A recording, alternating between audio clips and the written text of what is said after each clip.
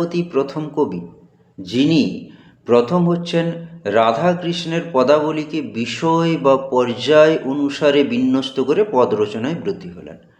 কিন্তু এই যে হয়েছে, রাধাকৃষ্ণের পদাবলীকে বিষয় বা পর্যায় অনুসারে বিন্যস্ত করতে করে পদ রচনা করতে গিয়ে তিনি ভাব সম্মিলন বলে একটা পর্যায়ের সৃষ্টি করলেন, যেটা তার মৌলিক উদ্ভাবন। কিন্তু কেন এইরকম হঠাৎ করে একটা ভাব সম্মিলন পর্যায়ের সৃষ্টি করার প্রয়োজন ঘটল?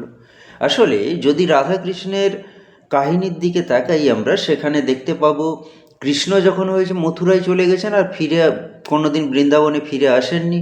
স্বাভাবিক কারণে রাধাকৃষ্ণের বাস্তবে মিলন সম্ভব নয়।